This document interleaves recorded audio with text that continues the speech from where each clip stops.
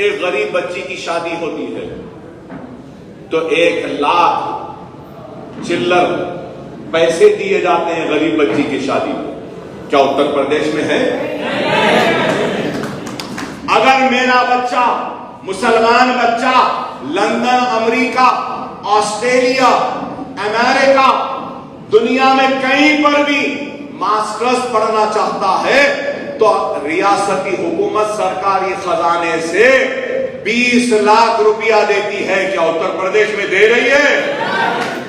اگر ہمارا بچہ کوئی انجینئر بننا چاہے، ڈاکٹر بننا چاہے، آرکیٹیکٹ بننا چاہے، نرس بننا چاہے، بزنس مینجمنٹ کا MBA کا ماسٹرز بننا چاہے، لائر بننا چاہے، آرکیٹیکٹ بننا چاہے، صرف سیٹ الاٹ کرا دے اس کی پوری فیس ریاستی حکومت دیتی ہے. کیا اتر پردیش میں ہے؟ میں پوچھنا چاہ رہا ہوں آپ سے، ارے اور کتنے اسکیم ہیں یہاں پہ؟ آپ کو سن کے حیرت ہوگی. شادی کے لیے، باہر جانے کے لیے، یہاں پڑھنے کے لیے، پری میٹرک پوسٹ میٹرک اسکالرشپ، روزگار حاصل کرنے کے لیے خرچ، اوقافی جائیدادوں کا تحفظ. کیا اتر پردیش میں اوقافی جائیدادیں نہیں ہیں؟ ہے. ہمارے آبا و اجداد نے زمینات کو کیوں وقف کیا؟ مستقبل کے لیے، مستقبل کی ترقی کے لیے، مستقبل میں بیواؤں کی مدد کے لیے، یتیموں کی مدد کے لیے، تعلیم کے لیے، روزگار کے لیے وہ وقف کیا. لیکن آج کیا ہماری اوقافی جائیدادوں سے ہماری خوشحالی، ہماری ترقی، ہمارے روزگار یا ہماری تعلیم کے لیے کچھ کام ہو رہا ہے؟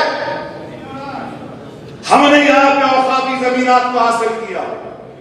کووڈ کے وقت میں نے لڑ کر 2 سال پہلے موقوفہ جائیداد کے 50 ایکڑ زمین کو حاصل کیا. شہر میں 50 ایکڑ، 1 ایکڑ زمین آسانی سے 6 کروڑ روپے میں. کس کے لیے؟ مسلمانوں کے قبرستان کے لیے جگہ نہیں تھی تو وہ. آپ یہاں سے دارالسلام سے نکل کر جائیے، ایک عمارت بن رہی ہے چھوٹے چورستے کے پاس، وہ 1 مینار کی مسجد ہے سیدھے ہاتھ پہ. وہاں ایک عمارت بن رہی ہے، اس کے سامنے دیکھیے وہ کیا ہے معلوم آپ؟ وہ انیس الغربا ہے، یتیم خانہ ہے، جو میں اور میری جماعت مجلس اتحاد المسلمین لڑ کر 35 کروڑ کے صرفے کے ساتھ وہ عمارت بنا رہی ہے، جہاں پہ یتیموں کا قیام، طعام اور ان کے بیماری کا انتظام ہوگا، غریبوں کا بھی انتظام ہوگا. کیا ایسا کام ہو رہا ہے اتر پردیش میں؟ مرکز اہل سنت کا ایک مرکز بن رہا پرانے شہر. آپ کو معلوم اسلامک کلچرل سینٹر بن رہا ہے تلنگانہ میں مجلس کی نمائندگی. کہاں پر؟ وہ بھی ہائی ٹیک سٹی سے آگے، گچی بولی سے آگے آپ جاتے ہیں شنکر پلی کے پاس. 10 ایکڑ زمین حکومت سے الاٹ کروانے میں مجلس کامیاب ہوئی. 1 ایکڑ زمین خرید 25 کروڑ روپے کی. وہاں پہ 20 کروڑ کے ذریعے سے اسلامک کلچرل سینٹر بن رہا. کیا ایسا کام اتر پردیش میں ہوا؟ یہاں پہ ریزرویشن بھی ہے.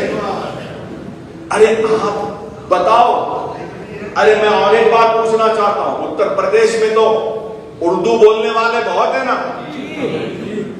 اب میں دیکھتا ہوں کہ اردو بولنے والے بھی ہندی اچھی بول رہے ہیں، اچھی بول رہے ہیں.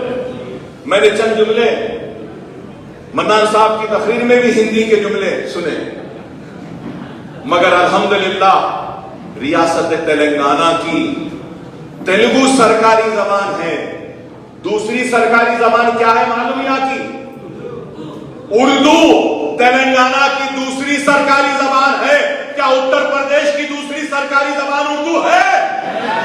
کیا کرے لوگ جو لوگ مجلس پر تنقید کرتے تم اردو کو دوسری سرکاری زبان نہیں بنا سکے، اپنی ریاست میں ہم سے سوال کرتے ہو تم نے کیا کیا؟ ہماری ریاست میں اردو دوسری سرکاری زبان ہے. یہ کام مجلس نے کیا. کتنا بڑا کام ہے بتائیے. دوسری سرکاری زبان اردو ہماری ریاست میں. ارے ہم کام کر رہے ہیں بھائی. یاد رکھو اخلاص ہوگا، خلوص ہوگا، دیانتداری ہوگی اور اپنے آپ کو جواب دینا ہے سوچ کر اگر آپ کام کریں گے، اللہ کو جواب دینا ہے سوچ کر کام کریں گے تو خود بخود ناکامیاں کامیابیوں میں تبدیل ہو جائیں گی۔ اگر کوئی اپنی ذات کے لیے مجلس میں آیا ہے تو وہ کامیاب نہیں ہوگا۔ اگر قوم کے لیے آیا ہے، اللہ کی رضا کے لیے آیا ہے، اللہ کی خوشنودی کے لیے آیا ہے اور اللہ کو راضی کرنے کے لیے آیا ہے تو ضرور اس کو کامیابی اور کامرانی ملے گی۔ یہ میرا ایمان ہے، اس لیے میرا ایمان ہے کہ میرے بھائی میں آج جو زندہ کھڑا ہوں نا، یہ کوئی معمولی بات نہیں ہے۔ 3 گولیاں لگی تھی مجھے، معلوم آپ کو 60-70 مرتبہ ایسا مارے تھے چاقو سے، یہ ہاتھ پورا زخمی، یہ ہاتھ گردے خراب، انتڑیاں نہیں ہیں، کچھ بھی نہیں ہے، پھر بھی آج زندہ ہوں۔ کیوں ہوں؟ اس لیے کہ میری حیات کے لیے میری قوم نے دعائیں کی تھی، روزے رکھے اور مجھے احساس ہے اس بات کا کہ میری زندگی امانت ہے میری قوم کی، میری زندگی میری حیات امانت ہے میرے غریب مسلمانوں کی دعاؤں کی۔ جب تک زندہ ہوں تو میرا فرض ہے، میری ذمہ داری ہے کہ اپنے لیے نہیں ان کے لیے کام کرو، ان کے لیے جیو، اس لیے زندہ ہوں۔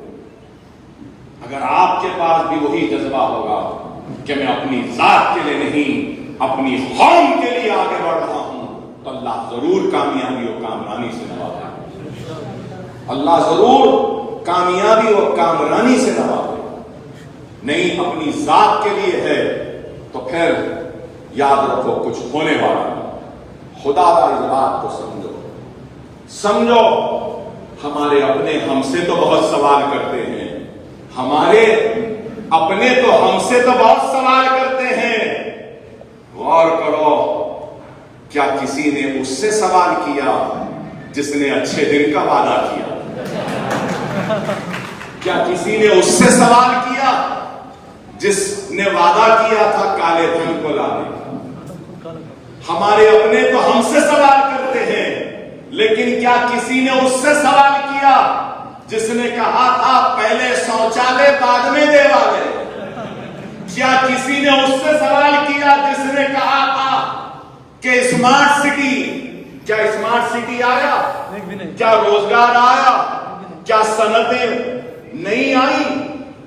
کئی صنعتیں بند ہو گئی، بے روزگاری عروج پر ہے، مہنگائی آسمان کو چھو رہی ہے، بے روزگاری آسمان کو چھو رہی ہے، گیس مہنگا ہو چکا، پیٹرول مہنگا ہو چکا، ڈیزل مہنگا ہو چکا۔ حد تو یہ ہو گئی اچھے دن دینے والوں نے ایک تھوڑا سا آکسیجن تک نہیں دیا۔ کووڈ میں لوگ آکسیجن کے لیے تڑپ تڑپ کے مرنے لگے، مرنے کے بعد جلانے کو لکڑیاں بھی نہیں دی اچھے دن دینے والوں نے۔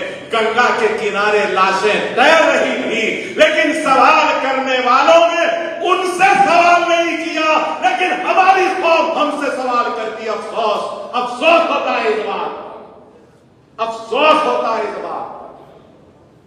سوالیں صرف ہمارے لیے، سوالیں ان کے لیے نہیں ہیں جنہوں نے 70 برس سے ہمارا استعمال کیا، ہمارے ساتھ ناانصافی۔ خدا را غور کرو، خدا را غور کرو۔ اگر مجلس جیتتی ہے تو میرا کیا فائدہ؟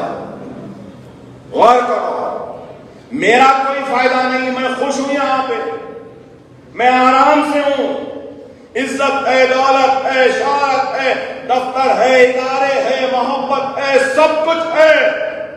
اگر میری تڑپ اتر پردیش کے لیے ہے تو میری ذات کے لیے نہیں ہے، یہ تڑپ ہے تو میری قوم کے لیے ہے، یہ تڑپ ہے تو اللہ کے لیے ہے، یہ تڑپ ہے تو میرے اللہ کے حبیب محمد مصطفیٰ صلی اللہ علیہ وسلم کی امت کے لیے۔